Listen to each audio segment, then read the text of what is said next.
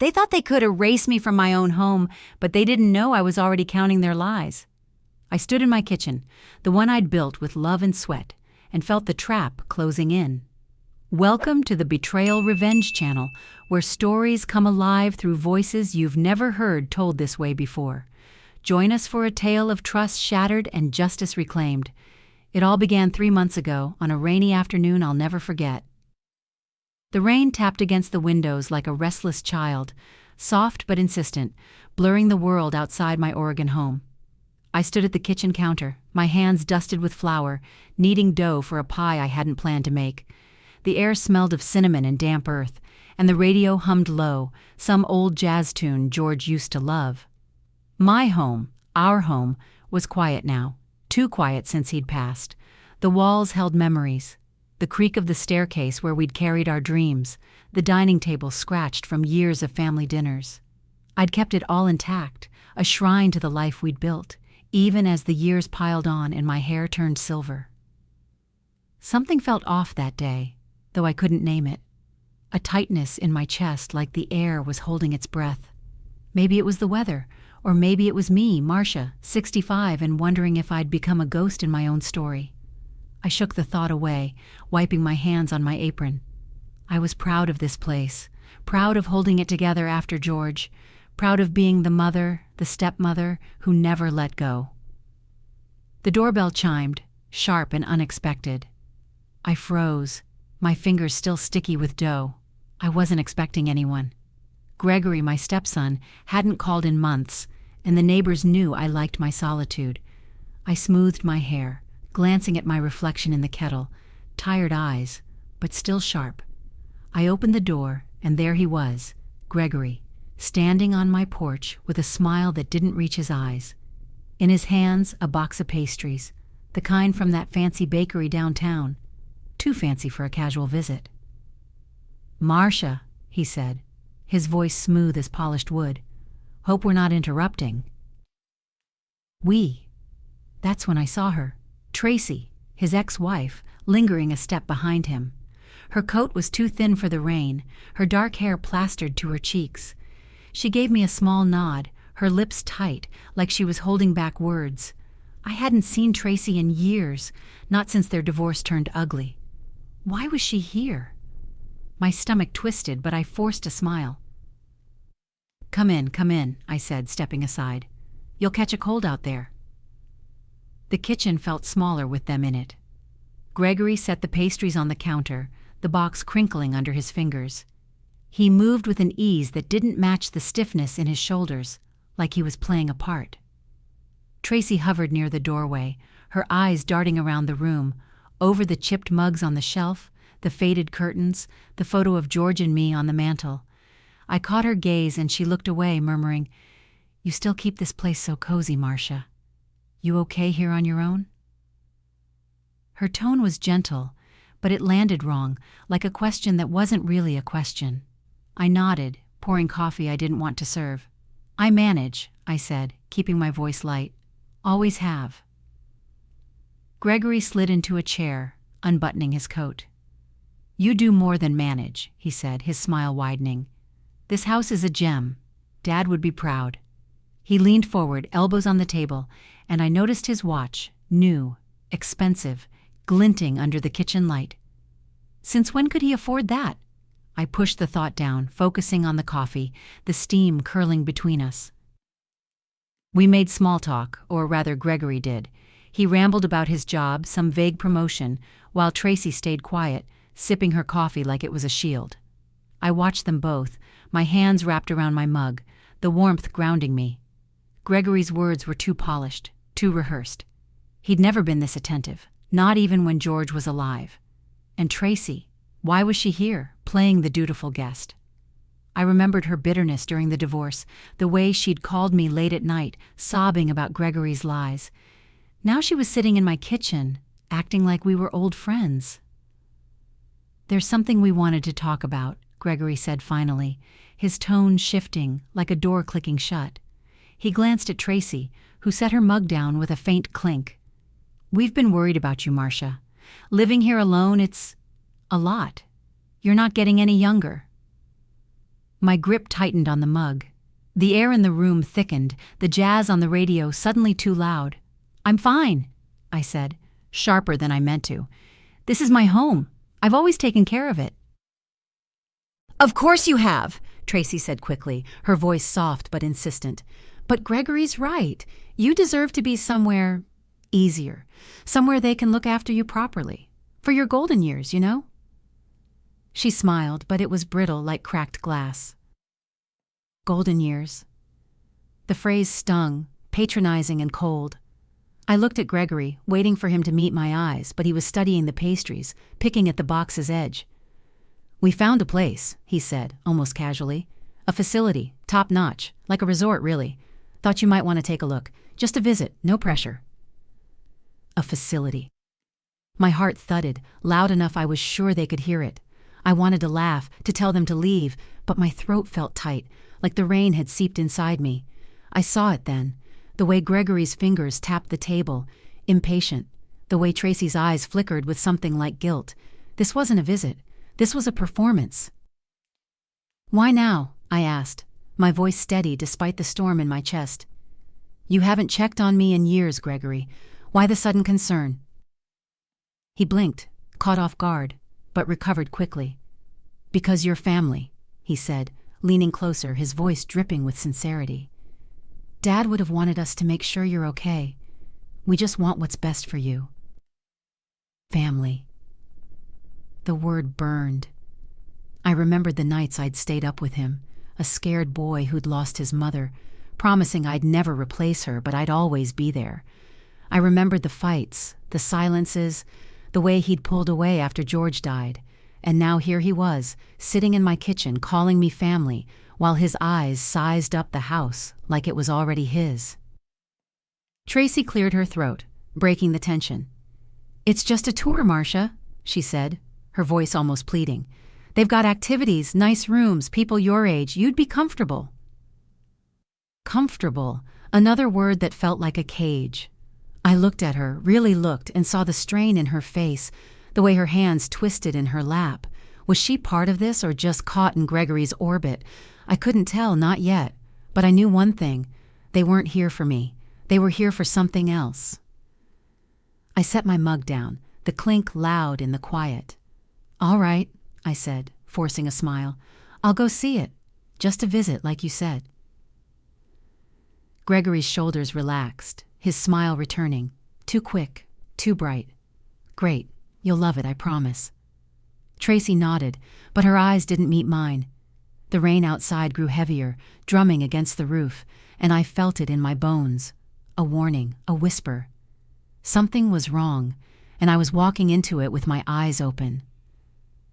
As they stood to leave, Gregory hugged me, his cologne sharp and unfamiliar. "We'll pick you up tomorrow," he said. Tracy lingered at the door, her hand on the knob.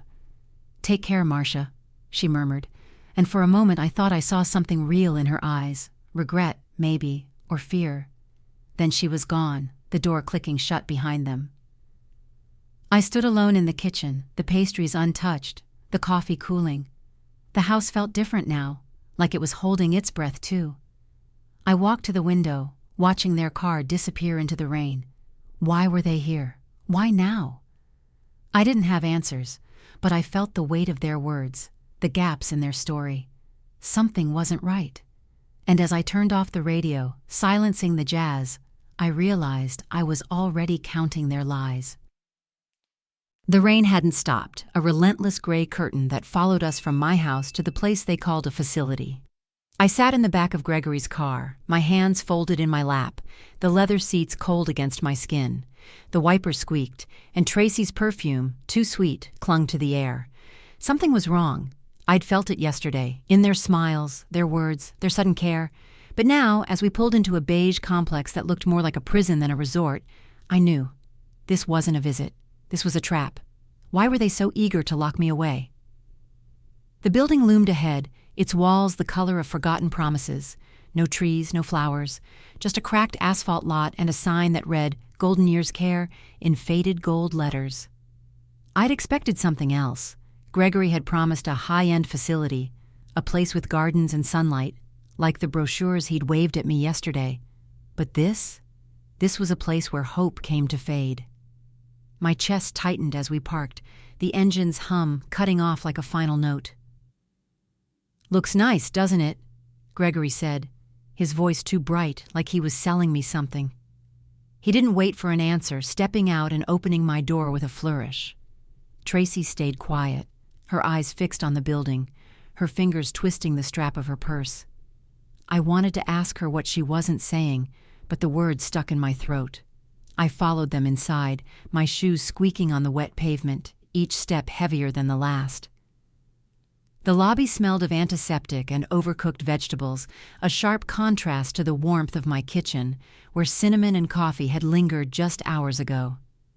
A woman in scrubs greeted us, her smile as stiff as her clipboard. "Mrs. Marcia, welcome," she said, glancing at Gregory as if I weren't standing right there. "We're so glad you're considering our community." Considering. The word landed like a stone. I hadn't agreed to anything, not really. Just a tour, I'd told myself. But the way Gregory nodded, the way Tracy avoided my gaze, made me feel like I'd already signed something I couldn't take back. My heart thudded, loud in the sterile quiet, as the woman led us down a hallway. The fluorescent lights buzzed overhead, casting shadows that felt like bars. They showed me a room, my room, the woman called it, as if it were already decided. It was small, barely bigger than my pantry at home, with a single window that looked out on a brick wall. A twin bed with a thin blue blanket, a dresser that wobbled when I touched it, a chair that smelled faintly of mildew. No space for my books, my photos, the quilt George's mother had made. No space for me. "This is one of our best," the woman said, her voice cheerful like she was describing a palace. "You'll have everything you need right here." Everything I need. I wanted to laugh, to scream, to tell her I needed my home, my garden, the creak of my porch swing at dusk. Instead, I ran my fingers along the dresser, feeling the cheap veneer flake under my touch.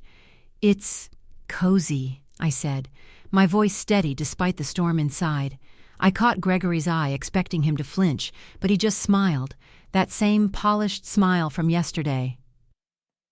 "See? Told you it's perfect," he said, clapping his hands together. "You'll be taken care of, Marcia. No more worrying about the house, the bills, all that stress." The house. There it was, the first crack in his mask. I felt it like a jolt, the pieces starting to align. This wasn't about my comfort. It was about my home, the one I'd poured my life into, the one Gregory had eyed yesterday, like it was already his. I wanted to confront him, to demand answers, but the woman was still talking, listing amenities like bingo nights and meal plans, her voice a drone in my ears. Then came the paperwork. Gregory pulled me aside, his hand on my elbow, guiding me to a small office that smelled of stale coffee. "Just a few forms," he said, his tone casual, but his eyes were sharp, watching me too closely. "Standard stuff for the tour, health history, emergency contacts, that kind of thing." I sat, the chair creaking under me, and stared at the stack of papers he slid across the desk. The words blurred. Power of attorney, medical directive, resident agreement. My breath caught. I wasn't a lawyer, but I'd seen enough documents after George's death to know these weren't standard. I looked up, meeting Gregory's gaze, and for a moment I saw something. Impatience, maybe, or fear? "What's this?" I asked, my voice low, testing him. He shrugged, leaning back in his chair. "Just formalities," he said. "They need to know who's responsible for you, in case, anything happens." His smile was back, but it was thinner now, strained. Responsible for me. The phrase burned, like salt in a wound. I'd raised him, bandaged his scraped knees, sat through his sullen teenage years, and now he was deciding who was responsible for me. I wanted to push the papers back, to walk out, but Tracy's voice stopped me. She'd been silent until now, standing by the door, her arms crossed. "It's for your safety, Marcia," she said, her voice soft but heavy, like she was trying to convince herself. "We just want to make sure you're okay." Her eyes met mine, and I saw it again, that flicker of guilt, or maybe regret. Was she part of this, or just another pawn in Gregory's game? I couldn't tell, not yet. I signed the forms, my hand trembling, not because I trusted them, but because I needed time. Time to understand what they were hiding, time to find a way out. Gregory's shoulders relaxed, and he stood, tucking the papers into his briefcase with a satisfied nod. "Good," he said. "I'll handle the rest. You just relax." Relax, as if I could, with the walls of this place closing in, with the weight of their lies pressing down. They left me in the room with no view, saying they'd be back after sorting some details.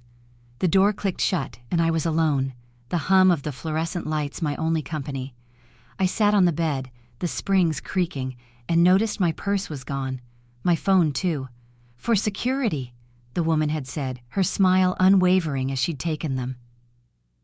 I stood, pacing the small space, my hands shaking. I pressed my palm against the window, the glass cold and unyielding.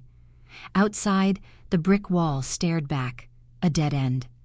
My mind raced, replaying Gregory's words, Tracy's silences, the forms I'd signed without reading closely enough. What had I just agreed to? What were they planning? I sank back onto the bed, my breath shallow, and that's when I heard it. A sigh, soft but unmistakable, from the hallway. I crept to the door, pressing my ear against it. Tracy's voice, low and strained, drifted through. "You didn't have to rush her like that," she said. "She's not stupid, Gregory. She'll figure it out." "Figure what out?" he snapped, his voice sharper than I'd ever heard. "This is for her own good, and ours. The house is too much for her. You know that." The house. There it was again, the truth slipping through the cracks. My home, my life, reduced to a prize they were already dividing. I stepped back, my heart pounding, the room spinning.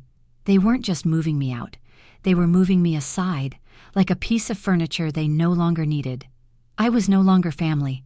I was a breathing piece of real estate, something to be managed, sold, discarded. I sat, forcing myself to breathe, to think. I couldn't let them see my panic, couldn't let them know I was onto them. Not yet. I needed to be smarter, sharper, the Marcia who'd survived George's death, who'd kept this family together when it wanted to fall apart. They thought they'd won, but they didn't know me, not really. I'd been locked in this beige cage for weeks, my world shrunk to a room with no view, my phone gone, my freedom a memory. Gregory thought he'd buried me here, but he didn't know I was still listening, still watching. And then I met them, 3 women who refused to fade, who saw the fire in me when I'd almost forgotten it myself. Could they help me fight back, or was I just clinging to a spark that would never catch?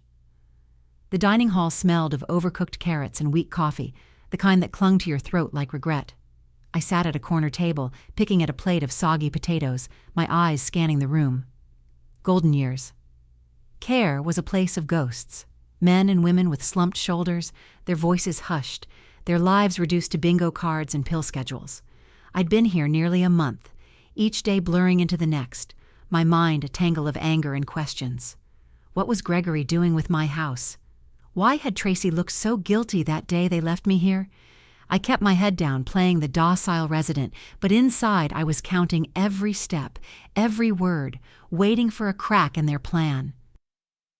That's when I heard her laugh, sharp, unapologetic, cutting through the murmur of the dining hall like a blade. I looked up and saw a woman, maybe 70, her hair a wild crown of silver curls, slamming a card down on a table across the room. "Full house!" she crowed, grinning at the nurse beside her. "You owe me your dessert, sweetheart." The nurse laughed, shaking her head, and I felt something stir in me, a flicker of warmth, like sunlight through a storm cloud. Her name was Hattie, I learned later, a retired schoolteacher with a voice that could command a classroom or a poker game. She caught me staring and winked, her eyes bright with mischief. I looked away, my cheeks warm, but she was already weaving through the tables toward me, her walker rattling like a war drum. "You're new," she said, plopping into the chair across from me without asking. "Got that look, like you're plotting a jailbreak." I froze, my fork halfway to my mouth. Was I that obvious? "Just adjusting," I said, my voice low, testing her. She leaned forward, her gaze sharp, like she could see through my skin to the fury beneath.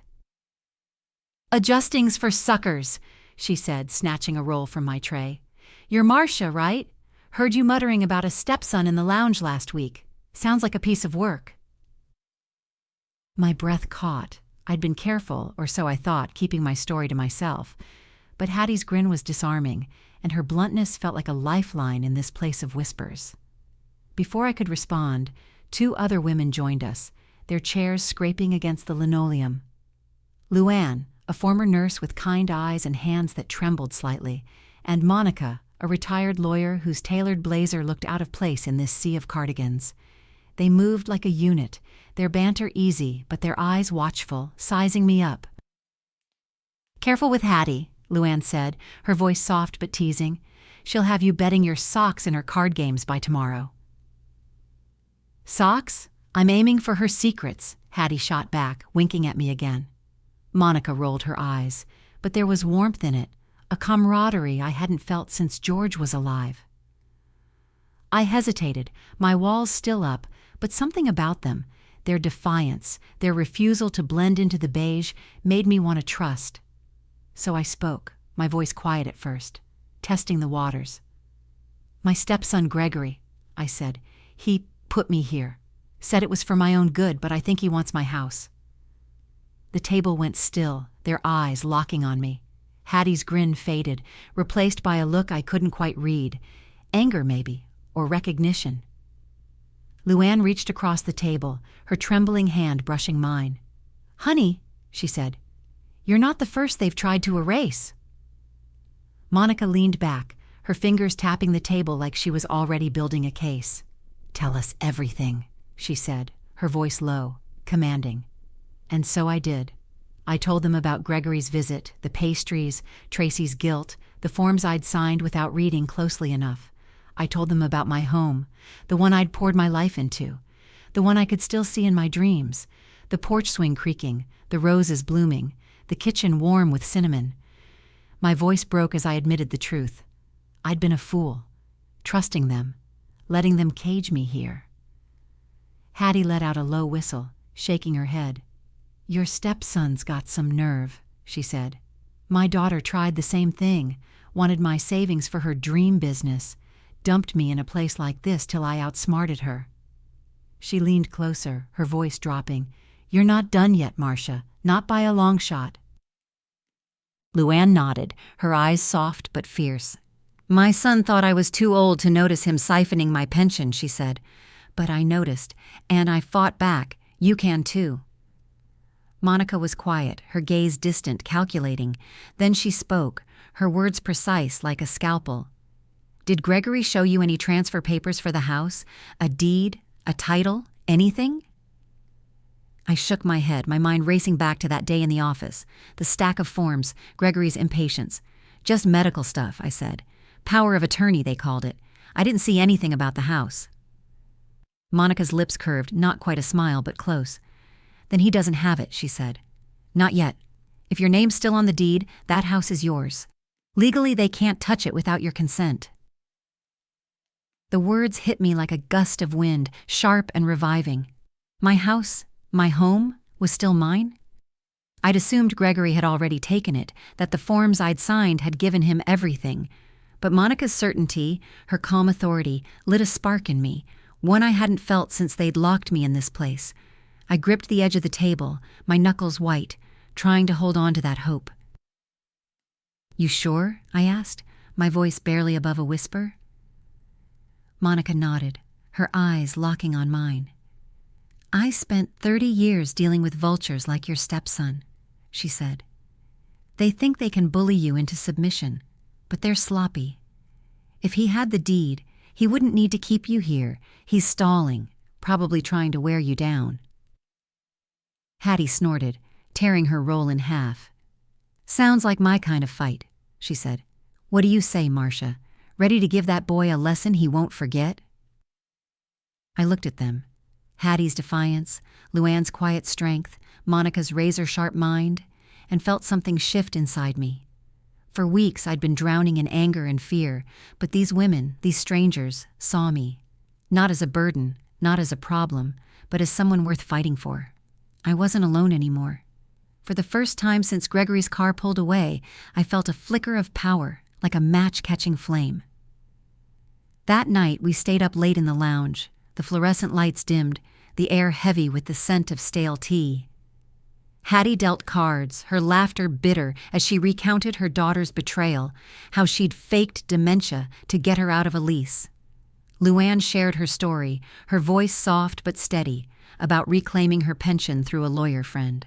Monica listened, her pen scratching notes on a napkin, already plotting. "They think we're invisible," Hattie said, slamming down a card. "Old women past our prime, but we're not. We're dangerous because we've got nothing left to lose." I nodded, my hands wrapped around a cold mug, my mind racing. I thought of my house, the roses I'd tended, the kitchen where I'd baked for Gregory when he was a boy. It was still mine, Monica had said. And if it was, I had something to fight for, something to take back. Monica looked at me, her voice low, steady. "We'll need to be smart," she said. "Quiet. If Gregory suspects you're onto him, he'll move faster. But if you've got the deed, you've got leverage. We just need to get you out of here." Out of here. The words hung in the air, impossible and intoxicating. I wanted to believe her, but doubt gnawed at me. Could I trust them? Could I trust anyone after what Gregory had done? I pushed the thought away, focusing on their faces, their stories, their scars. They weren't just allies. They were proof that I could survive this, that I could fight back.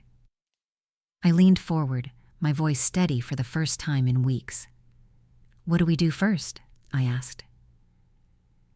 Hattie grinned, her eyes glinting. "First we play their game," she said. "Act like you're settling in, like you're giving up. Then we start digging." Luann squeezed my hand, her touch warm, grounding. "You're not alone, Marcia," she said. "We've got you." Monica nodded, her pen still moving. "And I've got a few tricks up my sleeve," she said. "We'll find a way. For you, for all of us." I was playing their game, smiling at nurses eating their tasteless food, but inside I was plotting. With Hattie, Luann, and Monica by my side, I felt the old Marcia stirring, the one who'd faced grief and won. We had a plan, a quiet rebellion brewing in the shadows of this beige prison. But as I prepared to make my move, one question gnawed at me. Could I trust Tracy, the woman who'd stood by while Gregory locked me away? The lounge at Golden Year's Care was a study in beige. Beige walls, beige chairs, beige carpet that muffled every step. The air smelled of stale tea and the faint tang of disinfectant, a reminder that this place wasn't a home but a holding cell. I sat near the window, the one that looked out on nothing but a brick wall, my hands folded in my lap, a half-finished crossword puzzle on the table in front of me. To the nurses, I was just another resident, docile and fading, but my mind was a storm. Hattie's words echoed in my head. "Act like you're settling in, like you're giving up." So I did, nodding at their small talk, letting my shoulders slump, but every moment I was watching, waiting, planning. It was late afternoon, the light outside dimming to a bruised gray when Monica slid into the chair across from me. Her blazer was crisp, her eyes sharp, like she'd never left the courtroom. She leaned forward, her voice low, barely audible over the hum of the TV in the corner. "We've got to start," she said, slipping a folded napkin into my hand. "Bank accounts set up, offshore, untraceable for now. Luann's working on the next step." I unfolded the napkin, my fingers trembling slightly, and saw a string of numbers scrawled in her neat handwriting, an account number, a password. My breath caught. This was real. We were doing this. I tucked the napkin into my sleeve, my heart pounding, and glanced around the lounge. A nurse was rearranging magazines at the far end, her back to us. Good. I leaned closer, my voice a whisper. "How did you manage it?" Monica's lips twitched, not quite a smile. "Old lawyer tricks," she said. "A friend on the outside who owes me a favor. It's not much yet, but it's enough to keep Gregory from sniffing around your assets." She paused, her eyes searching mine. "You ready for the next part? It's riskier." I nodded, though my stomach twisted. Riskier meant dangerous, but staying here, letting Gregory steal my home, was a death I refused to accept. I thought of my house, the roses I'd planted with George, the kitchen table where we'd laughed over late-night coffee, the porch swing that creaked under the weight of our dreams. It was still mine, Monica had said, and that knowledge was a fire in my chest, steady and fierce. Hattie joined us, her walker rattling, her grin as defiant as ever. "You look like you're plotting a heist," she said, plopping into a chair. "Love it. What's the play?" "Luann's making a call," Monica said, her voice steady, posing as Marcia's daughter, saying she's transferring her to another facility. "It'll buy us time, keep the staff distracted." I blinked, the words sinking in. "My daughter?" I said, my voice catching. I had no children, only Gregory, the stepson who'd turned on me. The idea of Luann stepping into that role, even as a lie, felt like a lifeline and a wound all at once. I pushed the thought away, focusing on the plan. And then? Monica's eyes met mine, unwavering. "You need to reach Tracy," she said. "She's the weak link. If she's as guilty as you say, she might crack. Get her to talk, to slip. We need proof of what Gregory's planning." Tracy. The name landed like a stone in my gut.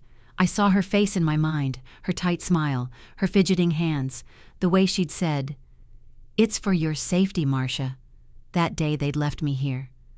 Was she complicit or just caught in Gregory's web? I didn't know, but the thought of facing her, of asking for her help, made my hands clammy. "What if she's with him?" I asked, my voice low. "What if she betrays me?" Hattie snorted, tearing a corner off my crossword puzzle. "Then we'll deal with it," she said. "But you won't know till you try. You're not some damsel, Marcia. You're a damn warrior."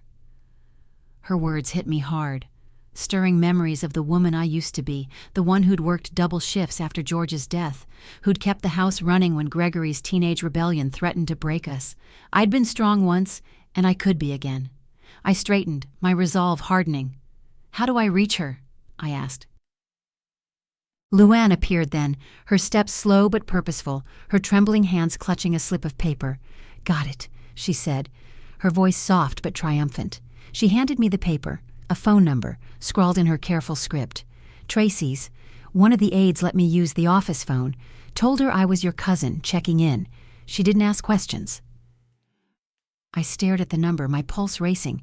It felt like a key, small but heavy with possibility. I closed my fist around it, the paper crinkling, and looked at my allies. Hattie's defiance, Luann's quiet courage, Monica's precision.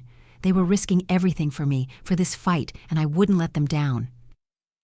That night I waited until the halls were quiet, the nurses distracted by a late shift change. Monica had bribed an aide with a box of chocolates Hattie had won in a card game, ensuring no one would check the lounge.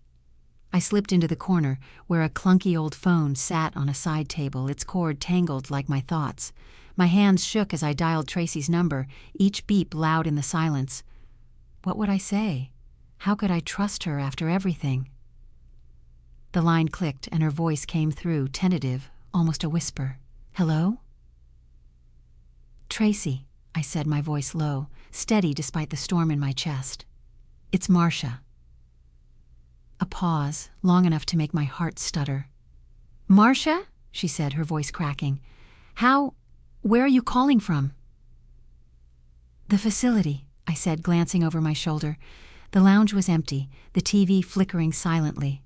"I need to talk to you. Alone." Another pause, and I could almost hear her weighing her options, her guilt. "Okay," she said finally. "What's this about?"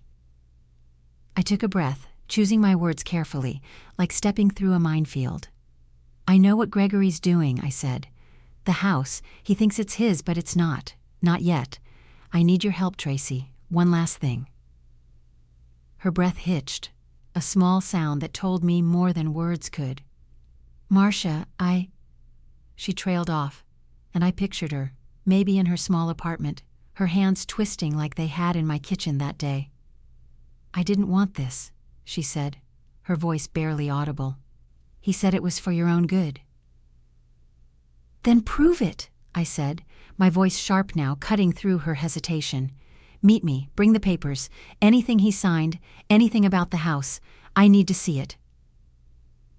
Silence again, heavy and thick. I gripped the phone, my knuckles white, waiting. "Okay," she said at last. "Tomorrow. I'll come tomorrow." I hung up, my hands trembling, my mind racing. Had I pushed too hard? Would she tell Gregory? I leaned against the wall, the cold plaster grounding me, and let myself feel the weight of what I'd done. I'd taken the first step, a leap into the dark, and there was no turning back. The next morning, I played my part, shuffling to breakfast, smiling at the nurses, my crossword puzzle open like a prop. But my eyes kept drifting to the clock, counting the hours until Tracy's visit. Hattie caught my gaze across the dining hall, her nod subtle but fierce, a reminder that I wasn't alone. Luann slipped me a peppermint, her hand brushing mine, a silent promise. Monica was in the lounge, typing an email on a borrowed tablet, posing as a real estate lawyer to muddy Gregory's tracks. They were my army, small but unstoppable, and I drew strength from them, from the fire they'd helped me rekindle. When Tracy arrived, the air in the visiting room felt charged, like the moment before a storm. She stood by the door, her coat damp from the rain, clutching a manila envelope. Her eyes were red, her face pale, like she hadn't slept. I stood, my heart pounding, and gestured to a chair. "Sit," I said, my voice calm but firm. She hesitated, then sat, the envelope in her lap. "Marcia," she said, her voice shaking. "I'm sorry. I didn't know it would be like this." I studied her, searching for the truth in her eyes.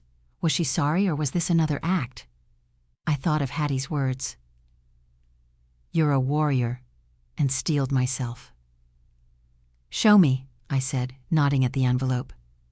"What's he planning?" She slid it across the table, her hands trembling.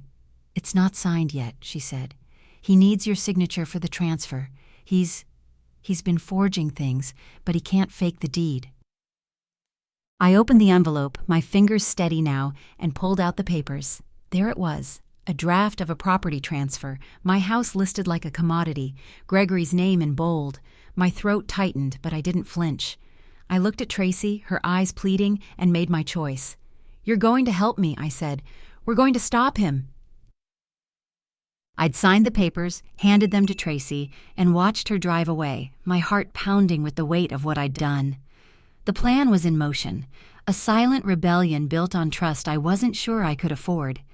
Hattie, Luann, and Monica were my anchors, but as the night deepened, I stood alone in my room, staring at the brick wall outside my window. Tomorrow, I'd leave this cage behind, but one question lingered. Who would I be without the house that had defined me? The air in Golden Year's care was thick with the scent of antiseptic and fading dreams, but tonight it crackled with possibility. I lay on my narrow bed, the springs creaking under my weight, my eyes fixed on the ceiling. The fluorescent lights had dimmed, leaving only the faint glow of an exit sign to cut through the dark. My suitcase, a small, battered thing I'd packed under Monica's watchful eye, sat by the door, holding the few possessions they'd let me keep. A photo of George, a scarf he'd bought me, a notebook where I'd scribbled my fears and hopes. Tomorrow, I'd walk out of this place, not as a resident, but as a fugitive reclaiming her life. Hattie's plan was simple but bold, a choreography of distraction and deception. She'd spent the day charming the evening nurse, a young woman named Carla, who loved Hattie's stories and her contraband chocolate. "Bingo night's the key," Hattie had whispered at lunch, her eyes glinting. "Everyone's distracted, and Carla's too sweet to suspect us." Luann had played her part, calling the front desk as my daughter, spinning a tale about transferring me to a facility in Vermont. Monica had drafted fake emails from a lawyer, sowing confusion about my status. And me? I played the docile resident, shuffling through the halls, my head bowed, my heart racing. But now, alone in the dark, doubt crept in. What if Tracy betrayed me? What if the staff caught us? I thought of my house, the roses I'd tended, the kitchen where I'd baked pies for Gregory when he was a boy. It was still mine, Monica had promised, but for how long?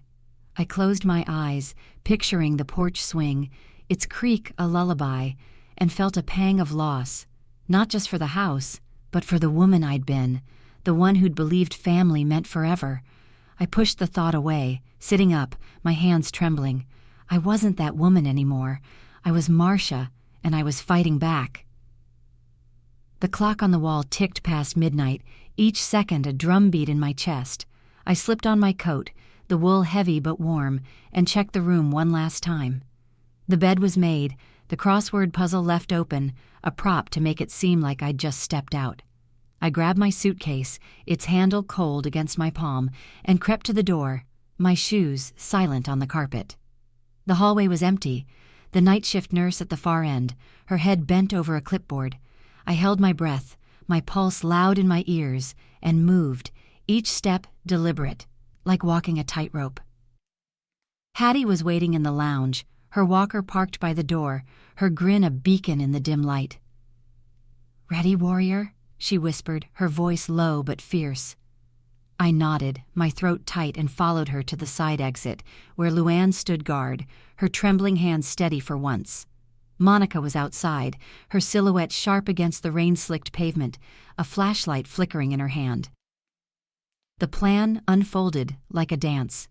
Hattie distracted Carla with a loud cough and a request for tea, her voice carrying down the hall. Luann slipped a key, stolen from the janitor's closet, into the exit door's lock, turning it with a soft click. Monica signaled from outside, her light flashing once, twice. I stepped through the door, the cold air hitting me like a slap, sharp and alive. The rain was light now, a mist that clung to my skin, and I tasted freedom in it, bitter and sweet. We moved quickly, Monica leading the way to a service road behind the facility where Tracy's car waited, its engine idling. My heart stuttered as I saw her behind the wheel, her face pale in the dashboard's glow. Was this a trap? I hesitated, my suitcase heavy in my hand, but Hattie's nudge pushed me forward. "Go," she whispered. "We've got your back." I slid into the passenger seat, the leather cold, the air thick with Tracy's perfume. She didn't look at me, her hands gripping the wheel, her knuckles white. "You sure about this?" she asked, her voice barely above a whisper. "Are you?" I shot back, my voice sharper than I meant. Her eyes flicked to mine and I saw it. Guilt, fear, maybe something like resolve. She nodded, shifting the car into gear, and we pulled away, the facility shrinking in the rearview mirror, its beige walls fading into the night. The road to the train station was quiet, the only sound the hum of the engine and the rain's soft patter. I clutched my suitcase, my mind racing. Tracy had brought the contracts, as promised, and I'd signed them, transferring the house not to Gregory, but to her, a move Monica had called poetic justice. It was a gamble, one that could backfire, but it was my only way to keep the house out of his hands. I glanced at Tracy, her profile sharp against the window, and wondered again if I could trust her. She'd been part of Gregory's plan, but her tears yesterday, her trembling hands, had felt real. Or was I just desperate for an ally? "You didn't have to do this," I said, breaking the silence. "Help me, I mean." She swallowed, her eyes fixed on the road. "I owed you," she said, "after what he did to you, to me. I couldn't let him win again." Her words hung between us, heavy with truth and pain.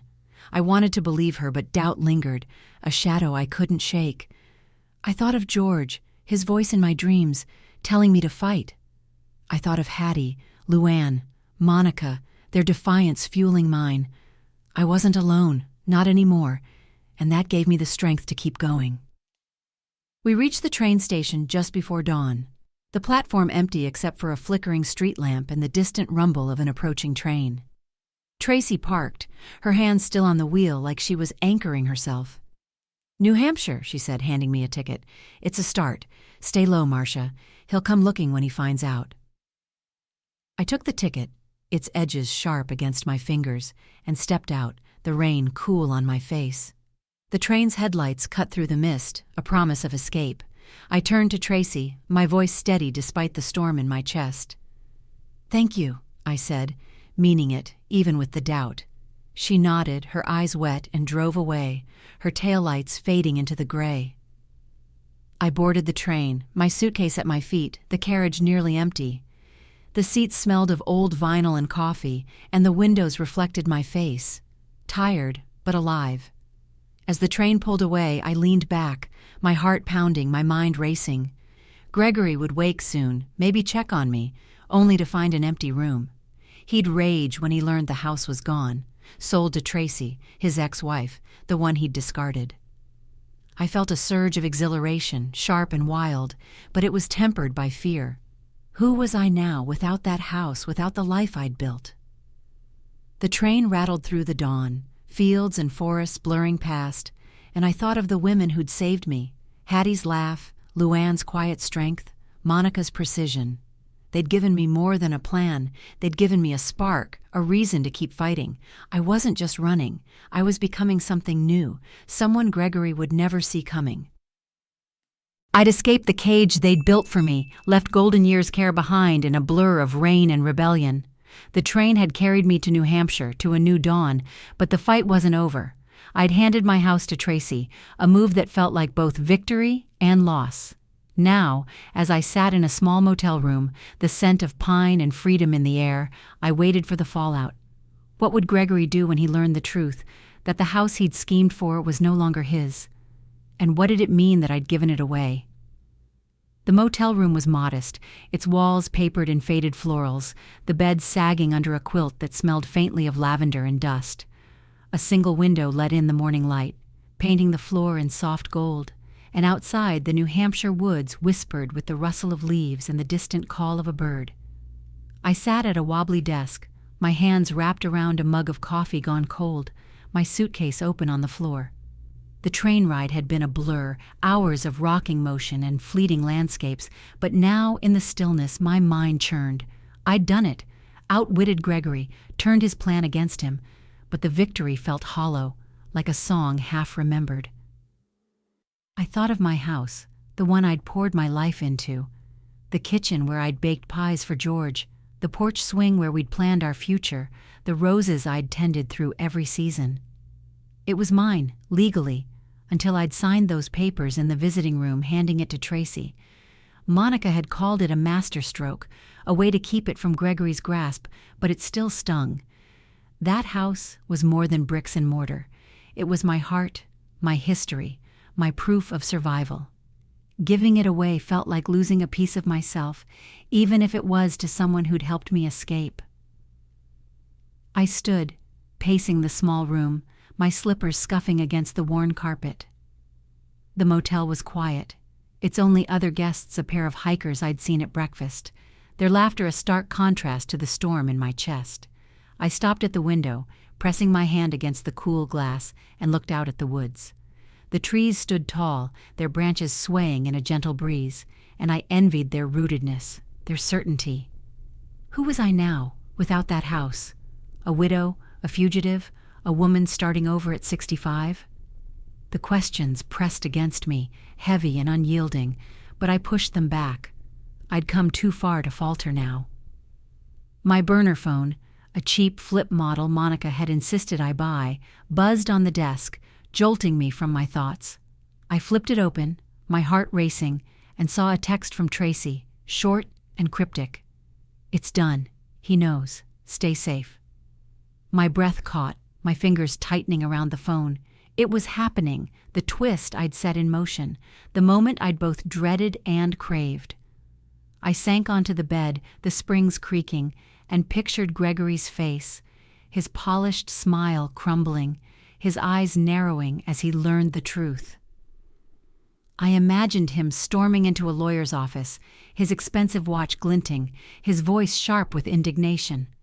"What do you mean it's hers?" he'd snap, slamming his hand on the desk, the papers before him spelling out the impossible. The house, his prize, now belonged to Tracy, his ex-wife, the woman he'd discarded. I could almost hear his rage, his disbelief, as the lawyer explained the transfer, my signature clear and binding. "How did she do this?" he'd demand, his voice breaking. "How could Marcia do this?" The thought brought a surge of satisfaction, sharp and electric, but it was tempered by a pang of loss. I'd won this round, but at what cost? I closed my eyes, my hands trembling, and let myself remember the day I'd signed those papers. Tracy's tear-streaked face, her hands shaking as she took the envelope, her whispered promise. I'll make this right. I'd believed her, or wanted to, but doubt still lingered, a shadow in my heart. Had I given my home to an ally, or just another player in this game? The phone buzzed again, another text from Tracy. Check your email. I sent proof.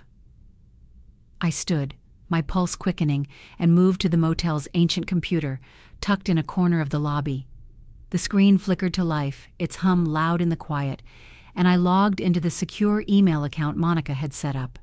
There it was, a message from Tracy, no subject, just an attachment labeled Transfer Confirmation. I opened it, my breath shallow, and saw the deed, the house's title now in her name, my signature a stark black mark on the page. Below it, a photo. Tracy standing on my porch, her expression unreadable, the caption simple, reclaimed, not stolen. I stared at the screen, my chest tight, my eyes burning. The porch looked the same, the swing still creaking, the roses still blooming, but it wasn't mine anymore. I'd done this, chosen this, to keep it from Gregory, to strike back. But the reality of it hit me like a wave, cold and relentless. I leaned back, the chair creaking, and let the emotions wash over me. Pride, pain, defiance, grief. I'd outsmarted him, turned his betrayal into my victory, but the cost was a piece of my soul. Another email arrived, this one from Monica, forwarded from her lawyer contact. Gregory's livid, it read. He's threatening to sue, but the transfer's airtight. He's got nothing. Stay low, Marcia. He's not done. I smiled, a small, fierce thing, and pictured Gregory's rage, his carefully laid plans unraveling. He'd thought me weak, a burden to be shuffled aside, but I'd shown him otherwise. I was Marcia, the woman who'd survived loss, who'd built a life from ashes, who'd fought back with the help of women who refused to fade. I stood, returning to my room, the scent of pine stronger now, carried on a breeze through the cracked window. I opened my suitcase, pulling out the photo of George, his smile warm even in the faded print. We did it, I whispered, my voice cracking. We took it back. But the words felt incomplete, like a promise half kept. The house was Tracy's now, a move that hurt as much as it healed. I'd given it to the one person who hadn't lied to me, but it didn't erase the ache of letting go. I thought of Hattie, Luann, Monica, their voices in my head, urging me forward. They'd risked everything to get me here, to this moment of triumph and uncertainty. I owed them more than gratitude. I owed them action, a fight that didn't end with this victory. Gregory would come for me, Monica had warned, his pride too wounded to let this go, and I'd be ready, not just for him, but for the life I was building, one step at a time. I sat at the desk, the coffee mug still cold, and pulled out my notebook, its pages filled with fragments of my story. I wrote, my pen moving slowly, deliberately, capturing the motel's quiet, the wood's whisper, the weight of what I'd done. I didn't reclaim the house, I wrote, but I reclaimed myself, and that's enough for now. The words felt true, a small anchor in the storm, and I held on to them as the day stretched on, the light shifting from gold to gray. Tracy's photo lingered in my mind, her standing on my porch, claiming what I'd given her. I didn't hate her for it, not really. She'd been broken by Gregory too, and in her own way she was fighting back. But the house wasn't the end of this story. It was a chapter, a twist that changed the game. Gregory would rage, scheme, try to reclaim what he'd lost, but I was already moving forward, my heart set on something bigger than revenge. I'd left my house behind, handed it to Tracy to keep it from Gregory's grasp, and found refuge in a New Hampshire motel, its quiet a stark contrast to the storm I'd escaped. But the fight wasn't over. Gregory's rage was a shadow looming closer, and I was still learning who I could trust. Then my burner phone rang, and a voice from the past broke through. Emily, Gregory's daughter, my granddaughter, the one I'd raised like my own. Could she be the ally I needed, or was she another piece in her father's game? The motel room was a cocoon of faded florals and pine-scented air, its single window framing the New Hampshire woods, their leaves a riot of amber and red. I sat on the edge of the bed, my burner phone silent on the nightstand, its black plastic glinting under the lamp's weak glow. The day had been quiet, too quiet, the kind of stillness that felt like the world holding its breath. I'd spent it writing in my notebook, tracing the edges of my new reality. Free from Golden Year's care, but untethered, my house no longer mine, my future a question mark. The deed was in Tracy's name now, a move that had gutted Gregory's plans, but the victory was bittersweet, like coffee left too long on the burner. I stood stretching my stiff limbs, my slippers scuffing against the worn carpet. The room smelled of lavender from the quilt, and the faint tang of rain seeping through the cracked window. I moved to the desk, where my notebook lay open, its pages filled with fragments of my story. Hattie's laugh, Monica's sharp mind, Luann's quiet courage. They'd gotten me this far, but the road ahead was mine to walk, and I wasn't sure where it led. I thought of my house, the porch swing creaking, the roses blooming, now Tracy's to hold or lose. Had I made the right choice? The question gnawed at me, a splinter I couldn't pull free. The phone buzzed, sharp and sudden, cutting through the room's hush. I froze, my heart lurching, and grabbed it, flipping it open with trembling fingers. The screen showed an unknown number, no name, just digits glowing in the dim light. I hesitated, my thumb hovering over the answer button. Tracy? Monica? Or worse, Gregory somehow tracking me down? I took a breath, steadying myself, and pressed the button, lifting the phone to my ear. Hello? My voice was low, cautious, like stepping onto thin ice. Grandma? The word hit me like a wave, warm and sharp, pulling me back to years I'd tried to forget. It was Emily, her voice soft but unmistakable, the same voice that had called me from college dorms, from late-night study sessions, from the life she'd built away from her father's shadow. My granddaughter, Gregory's daughter, the girl I'd raised when he was too busy chasing his own ambitions. Emily, I said, my throat tight, sinking onto the bed. How did you... I got your number from Tracy, she said, her words rushed, like she was afraid of being cut off. She told me everything, Grandma. The facility, Dad's plan, the house. I can't believe he did this to you. Her voice cracked, and I heard the pain in it, the same pain I'd felt when Gregory's betrayal sank in. I gripped the phone, my knuckles white, my mind racing. Tracy had kept her word, not just holding the house, but reaching out to Emily, pulling her into this fight. But could I trust this? Emily was Gregory's daughter, blood of his blood, and I'd learned the hard way that family could cut deeper than strangers. I closed my eyes, picturing her. 23, her dark hair always in a messy bun, her eyes bright with the stubbornness she'd inherited from her grandfather George. Are you okay? I asked, my voice steady despite the storm in my chest. Where are you? I'm in Boston, she said. I've been trying to reach you for weeks, but Dad kept saying you were unavailable. I should have known something was wrong. She paused, her breath shaky. I'm so sorry, Grandma. I didn't know. Her words were a balm and a blade, soothing the ache of isolation but sharpening my wariness. I wanted to believe her, to cling to the bond we'd built, nights reading bedtime stories, summers planting roses, her laughter filling my kitchen. But Gregory's lies had taught me caution, and I couldn't afford another mistake. Why are you calling, Emily? I asked, my tone gentle but firm, testing her. I want to help, she said, her voice rising, fierce now. Dad's out of control. He called me yesterday screaming about the house, about Tracy. He thinks she stole it, but I know it was you.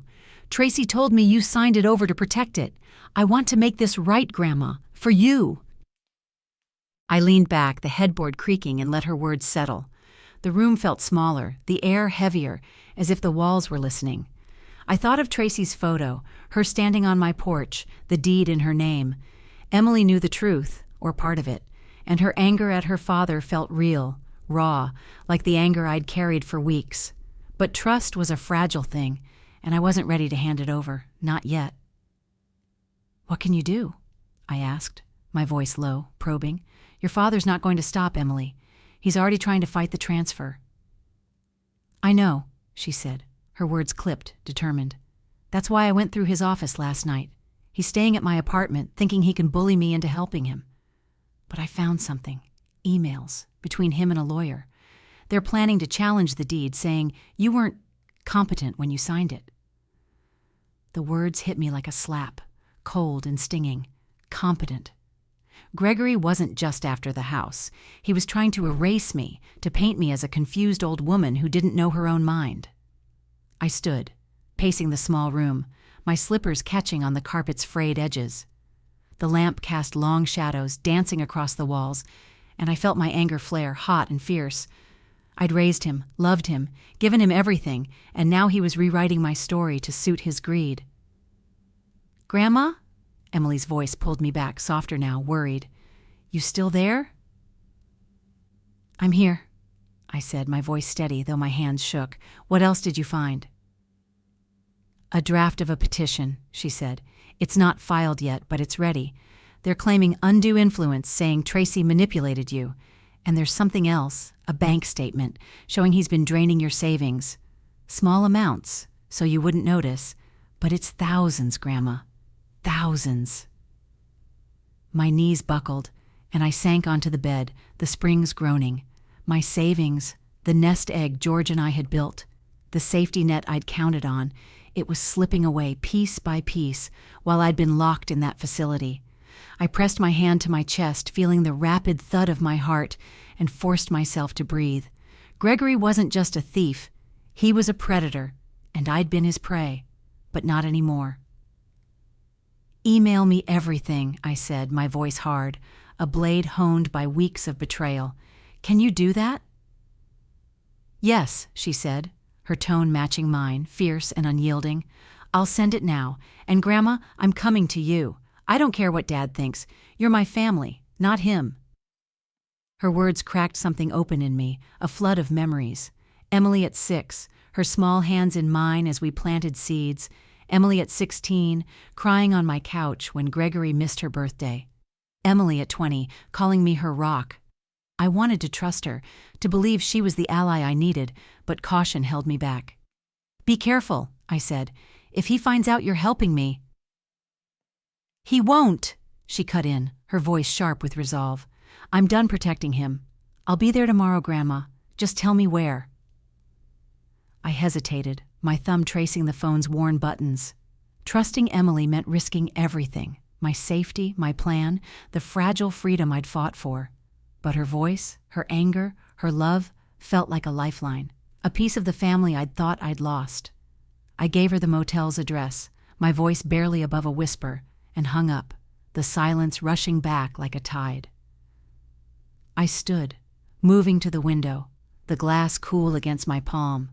The woods outside were dark now, their branches swaying in a restless wind, and I felt that restlessness in me, a need to move, to fight, to reclaim what was mine. Emily's call had changed the game, given me proof of Gregory's schemes, a weapon to wield when the time came. But it had also stirred something deeper, a longing for family, for the bond I'd thought was gone.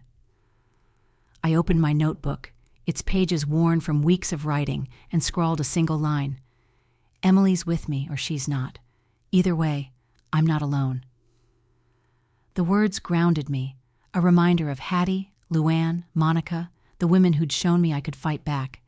Emily might be my blood, my heart, but they were my strength, and together we'd face whatever came next. I'd outrun Gregory's trap, reclaimed my freedom, and handed my house to Tracy to keep it from his grasp. Emily's call had lit a spark, her proof of his schemes a weapon I held close, but as I waited for her in this New Hampshire motel, the woods whispering outside, I felt the weight of what lay ahead. Could I rebuild a life from the ashes of betrayal? And when Emily arrived, would she bring salvation, or another twist in this tangled game?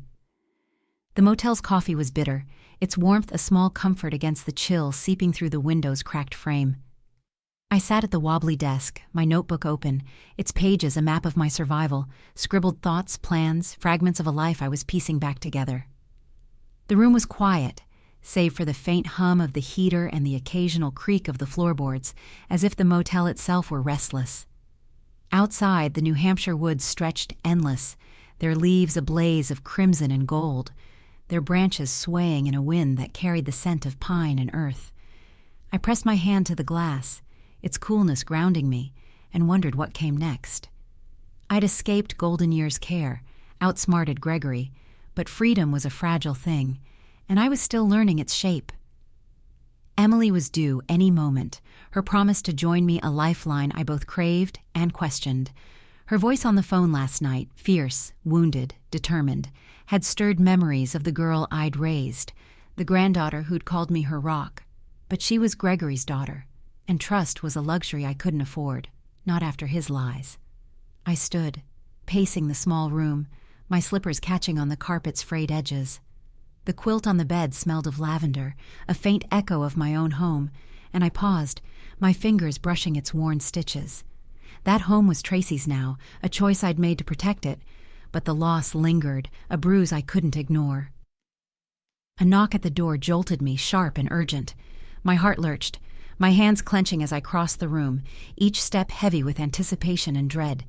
I peered through the peephole, my breath shallow, and saw her, Emily, her dark hair pulled into a messy bun, her eyes wide, searching.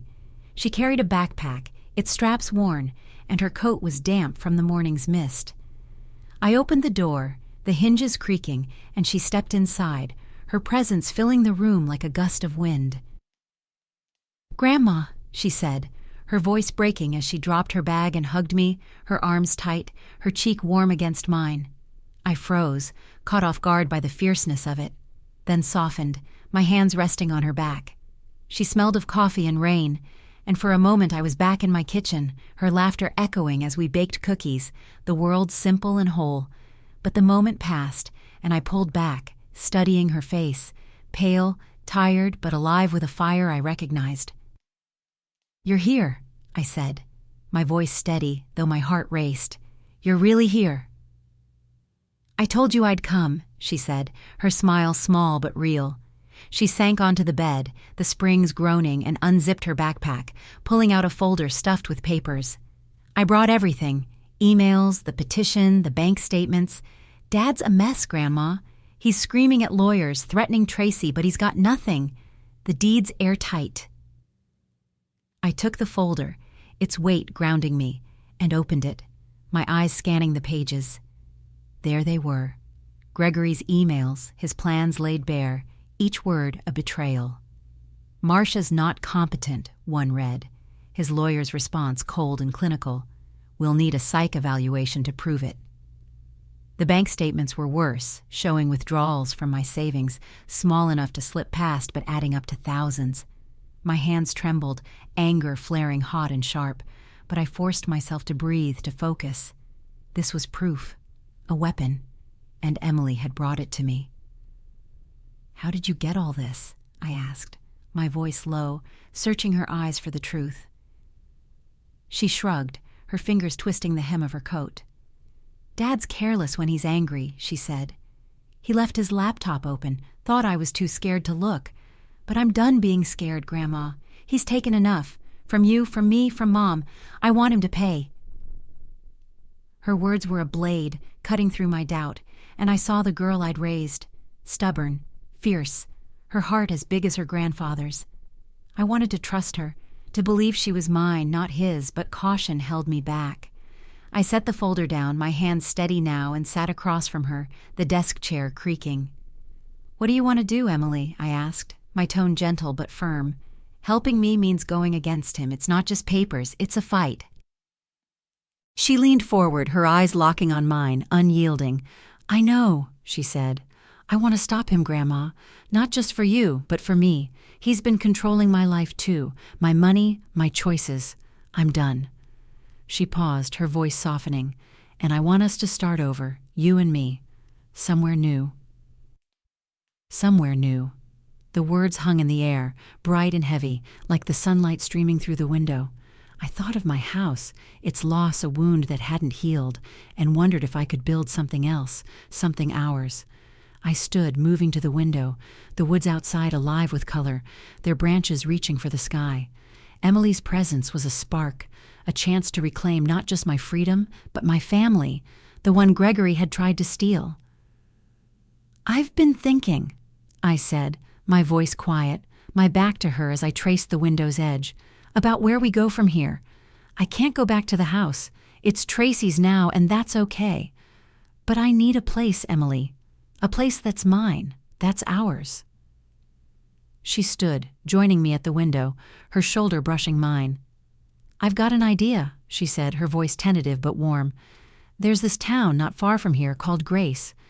It's small, quiet, the kind of place you'd love. I looked it up on the drive. There's a cottage for sale, nothing fancy, but it's got a garden, a porch. We could make it ours." Grace. The name settled in me, soft and steady, like a promise. I turned to her, searching her face, and saw no trace of deceit, only hope. The same hope I'd felt when I'd escaped, when Hattie's laugh had lit my way. "A cottage," I said, testing the word, picturing it. A small house, roses climbing the fence, a swing creaking in the breeze. "You'd stay with me?" "As long as you'll have me," she said, her smile breaking through, bright and real. "We're family, Grandma, not him, us." I nodded, my throat tight, and pulled her into another hug, this one softer, deeper, a ceiling of something new. The room felt warmer, the air lighter, as if the woods outside had breathed life into us. We sat, the folder between us, and planned how to use the emails, how to protect the deed, how to build a life in Grace. Emily's hands moved as she talked, animated, her voice rising with excitement, and I saw George in her, his stubborn optimism, his heart. The afternoon stretched on, the sunlight shifting to amber, the woods glowing like a painting. I thought of Hattie, Luann, Monica, their strength carrying me here, and knew I'd call them soon, tell them I was safe, that I'd found a new fight.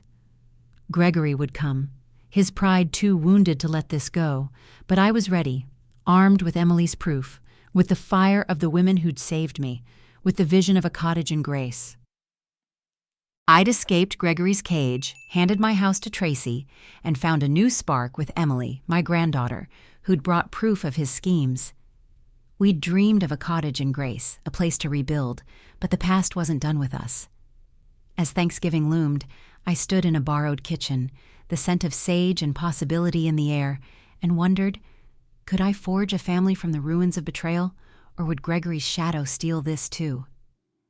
The kitchen in the Grace cottage was small but alive, its walls painted a soft cream, its windows letting in the crisp November light. The air smelled of sage and roasting turkey, the oven's warmth battling the chill that clung to the New Hampshire woods outside. I stood at the counter, my hands dusted with flour, rolling out dough for a pie, apple, Emily's favorite, the recipe one I'd taught her years ago. The wooden table, scarred but sturdy, held a spread of dishes, mashed potatoes flecked with chives, green beans glistening with butter, a cranberry sauce I'd simmered until it sang. This was our first Thanksgiving in Grace, our first step toward a life we'd chosen, and every clink of a spoon, every burst of laughter, felt like a defiance of the past. Emily bustled beside me, her hair tied back, her apron smudged with flour. She was chopping herbs, her knife a steady rhythm, her smile bright but tinged with the weight of what we'd been through. "This smells like home, Grandma," she said, glancing at me, her eyes warm. I nodded, my throat tight, and thought of my old kitchen, the one now Tracy's, where I'd hosted Thanksgivings for a family that had turned on me. This cottage, with its creaking floors and drafty corners, wasn't that house, but it was ours, and that was enough. The cottage was modest, bought with the last of my savings Emily's proof had helped me protect from Gregory's theft. We'd moved in 2 weeks ago, painting walls, planting bulbs for spring, hanging curtains that danced in the breeze. The porch had a swing, just like I'd dreamed, its creak a soft echo of the life I'd lost and found again. I paused, my hands still in the dough, and looked out the window. The woods were bare now, their branches stark against a gray sky, but they held a quiet strength, a promise of renewal. I felt that promise in me, too, a seed taking root. Hattie, Luann, and Monica were coming, their arrival a gift I hadn't dared hope for. They'd been my lifeline at Golden Years Care, and when I'd called to tell them I was safe, they'd insisted on joining us. "No way we're missing your comeback warrior," Hattie had said, her laugh crackling through the phone. I smiled at the memory, my fingers shaping the pie crust, and felt a surge of gratitude. They'd seen me when I was invisible, fought for me when I was weak, and now they'd share this table, this moment, this family we were building. The doorbell chimed, sharp and bright, and Emily darted to answer it, her laughter trailing behind her. I wiped my hands on my apron, my heart quickening, and followed her to the living room. Hattie burst in first, her silver curls wild, her walker rattling like a war drum. "Well, look at this place," she crowed, pulling me into a hug that smelled of peppermint and defiance. Luann followed, her hands trembling but her smile steady, her eyes soft with pride. Monica, ever the lawyer, stood tall in a tailored coat, her nod subtle but warm, a stack of papers tucked under her arm. "You did it, Marcia," Monica said, her voice low, her eyes locking on mine. "This is yours. All of it." I swallowed, my chest tight, and gestured to the table, its mismatched chairs a testament to our patchwork family. "It's ours," I said, my voice steady despite the emotion rising in me. "Come eat." We gathered, the room filled with the clatter of plates and the hum of voices. Hattie regaled us with tales of her latest poker win, her laughter sharp and infectious. Luann shared a story of her grandson's first steps, her hands still as she spoke, her face glowing. Monica passed around a bottle of wine, her precision softened by the warmth of the moment. Emily listened, her eyes bright, her hand brushing mine under the table, a silent anchor. I looked at them, these women who'd carried me, and felt the weight of the past lift just a little. But Gregory's shadow lingered, a chill no fire could warm. Monica had updated me earlier. His lawyers were still fighting the deed transfer, claiming fraud, but the case was weak, crumbling under the weight of Emily's emails and bank statements. He'd called Emily last week, his voice a mix of rage and desperation, begging her to fix this. She'd hung up, her hands shaking, and told me she was done with him. I believed her, or wanted to, but doubt was a stubborn thing, and I watched her now, searching for cracks in her resolve. "Grandma," Emily said, pulling me from my thoughts, her voice soft but firm. "You okay?" I nodded, forcing a smile, and passed her the pie, its crust golden, its scent a promise of sweeter days. "Just thinking," I said, my eyes drifting to the window where the woods stood silent, their branches etched against the dusk. I thought of Gregory, his polished smile, his greed, and felt a flicker of pity. He'd lost more than the house. He'd lost us, the family he'd discarded for a prize that was never his. Hattie raised her glass, her grin fierce. "To Marcia," she said, her voice carrying over the table, "the woman who turned a trap into a triumph." "To Marcia," they echoed, their glasses clinking, their eyes on me. I blushed, my hands twisting in my lap, but I raised my glass too, the wine catching the light like a jewel. "To us," I said, my voice breaking, "for rewriting the story." We ate, the food warm, the laughter warmer, and I let myself sink into the moment, the cottage wrapping us in its quiet strength. I thought of my old Thanksgivings, the ones where Gregory's silence had cast a pall, where I'd cooked and cleaned and hoped for a family that never came. This was different, messy, imperfect, but real. Hattie's jokes, Luann's soft humming, Monica's rare smile, Emily's hand in mine, they were my family, chosen and true. As the night deepened, we cleared the table, the dishes piling in the sink, the fire crackling in the hearth. Monica pulled out her papers, updates on Gregory's case, but I waved them away, just for tonight. "Tomorrow," I said, my voice firm. "Tonight's for us." Emily put on music, an old jazz tune George had loved, its notes soft and wistful. I stood by the window, the glass cool against my palm, and watched the woods, their darkness a canvas for my thoughts. I remembered the girl I'd been, the widow I'd become, the warrior Hattie had named me.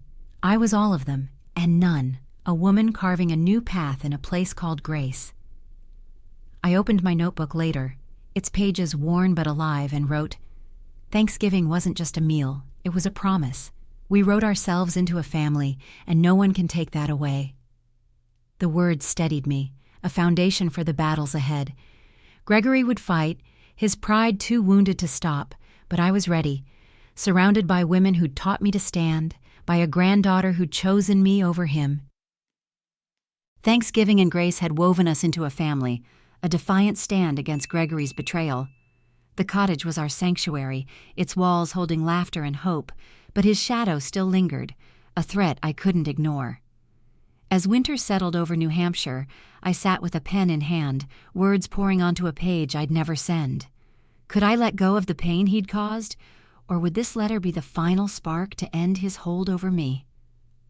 The cottage in Grace was quiet tonight, the kind of quiet that felt alive, filled with the soft creak of the porch swing outside and the faint crackle of the fire in the hearth. I sat at the kitchen table, its surface scarred from years of use, a single lamp casting a warm pool of light over my notebook.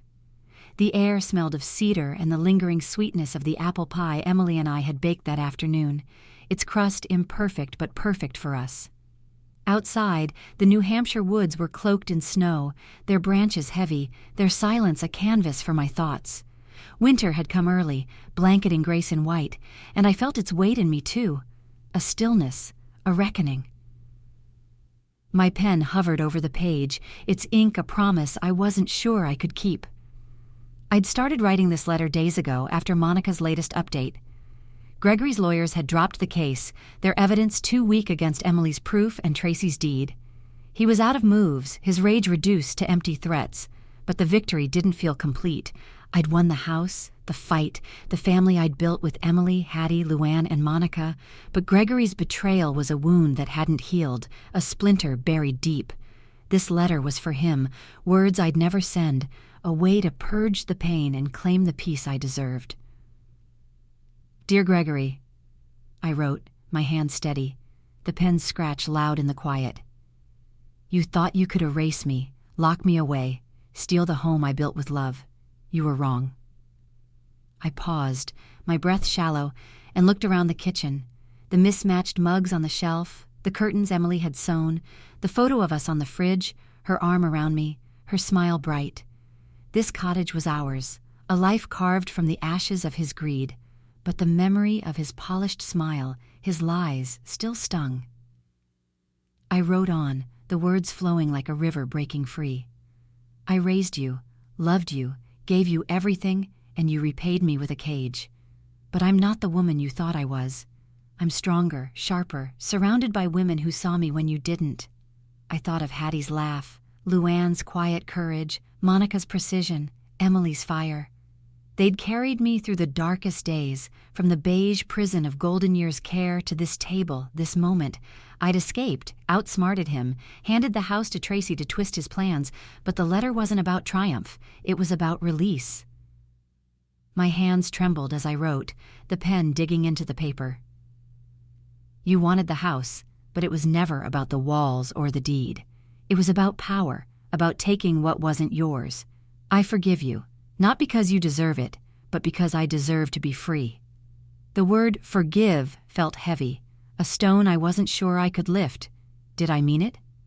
I leaned back, the chair creaking, and closed my eyes, picturing Gregory as a boy, small, scared, clinging to me after his mother's death. I'd promised to be his family, and I'd kept that promise, even when he broke his. Forgiveness wasn't for him, it was for me. A way to let go of the anger that had anchored me to him. I opened my eyes, the lamp's light steady, and kept writing. "I've built something new, Gregory. A home, a family, a life you can't touch. Emily's with me, not you. Tracy has the house, not you. And I have myself, the woman you underestimated." My chest tightened, a mix of pride and pain, as I thought of Emily, asleep upstairs, her presence a gift I hadn't expected. She'd chosen me, brought me proof of his schemes, helped me start over in Grace. The cottage wasn't my old house, but it was home, its creaks and quirks a song I was learning to love. The fire popped, sending sparks up the chimney, and I paused, my pen still. I remembered the nights in Golden Year's care, the room with no view, the fear that I'd lost everything. I'd been a widow, a stepmother, a victim, but now I was more. Marcia, the warrior Hattie had named me, the grandmother Emily needed, the woman who'd rewritten her story. The letter was my final act, a way to close the chapter on Gregory without giving him the satisfaction of my words. I wrote the last lines, my hand steady now, the words a vow. You'll never read this, and that's the point. This is mine, not yours. I'm done carrying you. I set the pen down, my fingers aching, and stared at the page, its ink a map of my survival. I didn't need to send it, didn't need his apology or his regret. The act of writing had freed me, each word a step away from his shadow.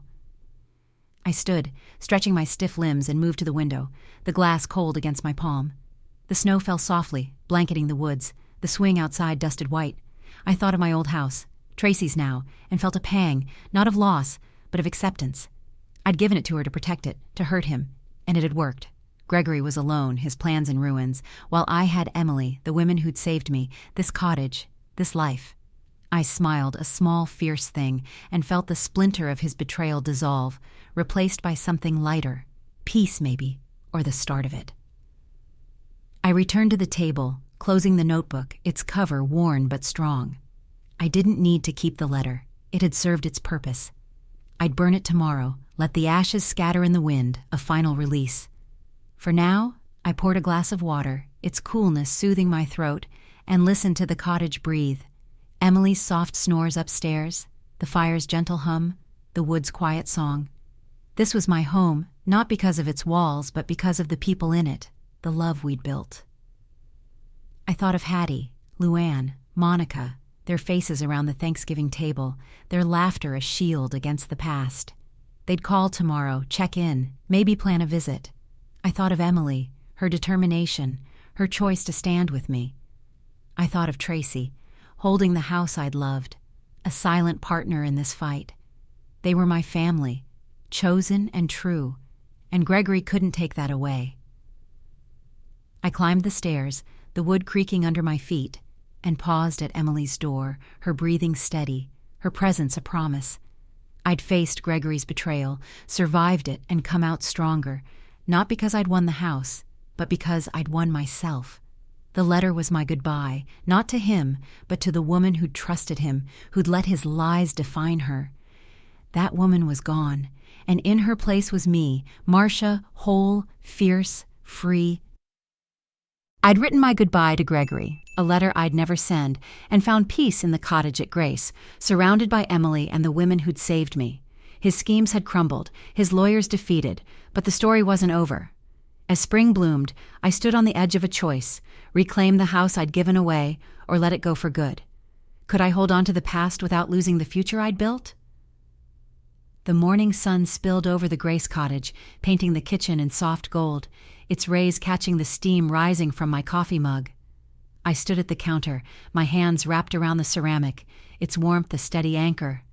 The air smelled of fresh bread, Emily's latest experiment, cooling on the rack, and the faint sweetness of roses blooming outside, their petals a riot of pink and red against the fence. The woods beyond were alive with spring, their branches heavy with new leaves, their song a chorus of birds and breeze. I breathed it in, my chest lighter than it had been in months, and felt the cottage hum around me, its creaks and quirks a language I'd learned to love. Emily was upstairs, her laughter drifting down as she talked on the phone, probably with a friend from Boston, her voice bright with the ease of youth. I smiled, setting the mug down, and moved to the window, the glass cool against my palm. The porch swing creaked in the breeze, its rhythm a reminder of the life we'd built here, a life of chosen family, of quiet victories, of roots sinking deep into this place called Grace. Thanksgiving had sealed us together, Hattie, Luann, Monica, Emily, and me, a tapestry woven from shared strength. But the past was knocking, and I couldn't ignore it. Tracy had called last week, her voice hesitant but clear. "Marcia," she'd said, The house is safe. Gregory's given up. His lawyers are done and he's moved on. But it's still in my name. I think it's time we talk about what you want." Her words had lingered, a question I wasn't ready to answer. The house. My house. The one I'd poured my life into. The one I'd handed to her to keep from Gregory's grasp. Was within reach again. I could take it back. Live in its walls. Tend its roses. Reclaim the memories of George and the years we'd shared. But did I want to? I sat at the kitchen table, its scars familiar under my fingers, and opened my notebook, its pages worn from months of writing. The letter to Gregory was gone, burned in the fire as I'd promised myself, its ashes scattered in the wind. But these pages held new words, plans for the cottage, dreams for Emily, gratitude for the women who'd carried me here. I picked up my pen, its weight a comfort, and wrote, "The house is a choice, not a chain. I'm not who I was, and neither is it." The words steadied me, a compass for the decision I'd been circling. Emily bounded downstairs, her hair in a messy bun, her apron still dusted with flour from the bread. "Morning, Grandma," she said, grabbing a slice from the loaf and plopping into a chair. "You look deep in thought. Everything okay?" I smiled, her presence a spark that lit the room. "Just thinking about the house," I said, my voice quiet, testing the words. "Tracy called. It's mine again if I want it." Her eyes widened, her hand pausing mid-bite. "The house?" she said, her voice soft, searching. "Like our old house? What do you want to do?" I leaned back, the chair creaking, and looked at her, 23, fierce, my rock as much as I was hers. She'd chosen me over her father, brought me proof of his schemes, helped me build this life in grace. The house was part of her too, its memories woven into her childhood, summers on the porch, winters by the fire, moments Gregory had tried to erase. I wanted to give her an answer, but the truth was still forming, a shape I couldn't quite grasp. "I don't know," I admitted, my fingers tracing the table's scars. "That house is everything I was. George, you, the family I thought we had, but this—" I gestured to the kitchen, the roses outside, the swings creak. "This is who I am now. I'm not sure I need it anymore." Emily nodded, her eyes steady, understanding. "You don't have to decide today," she said, reaching for my hand, her touch warm, grounding. "But whatever you choose, I'm here. We're here." We. The word carried the weight of Hattie's defiance, Luann's quiet strength, Monica's precision. They'd called yesterday, planning a visit, their voices a chorus of support. I thought of them, of Tracy, of the family I'd built from the ruins of Gregory's betrayal. The house was a symbol, a victory, but it wasn't the heart of what I'd fought for. That heart was here, in Grace, in the people who saw me, who chose me. I stood, moving to the door, the morning air cool as I stepped onto the porch. The swing swayed, its creak a soft lullaby, and I sat letting it rock me, the roses' scent wrapping around me like a promise. I pictured my old house, its kitchen warm with cinnamon, its walls holding George's laughter, my tears, Gregory's lies. I could go back, live there again, but the thought felt heavy, like stepping into a dress that no longer fit. I'd given it to Tracy to protect it, and in doing so, I'd protected myself, found a strength I didn't know I had. My phone buzzed in my pocket, a text from Tracy. "I'm ready to sign it back, Marcia. Whenever you're ready. No rush." I stared at the words, my thumb tracing the screen, and felt a clarity settle in me, sharp and bright. I didn't need the house to be whole. I'd lost it, fought for it, given it away, and in the process, I'd found something greater. Myself, Emily, this cottage, this family. The house was a chapter, not the story. I texted back, my fingers steady. "Keep it, Tracy. It's yours. I've got what I need." I hit send, my heart light, and leaned back in the swing, the creak a song of release. Tracy had been broken by Gregory too, and the house was her victory as much as mine. Let her tend its roses, live in its walls, find her own peace. I had mine. Emily joined me on the porch, her mug steaming, her smile soft. "You okay?" she asked, sitting beside me, the swing swaying under our weight. Better than okay, I said, my voice steady, my eyes on the roses, their petals catching the sun. I told Tracy to keep the house. This... I gestured to the cottage, the woods, her. This is home.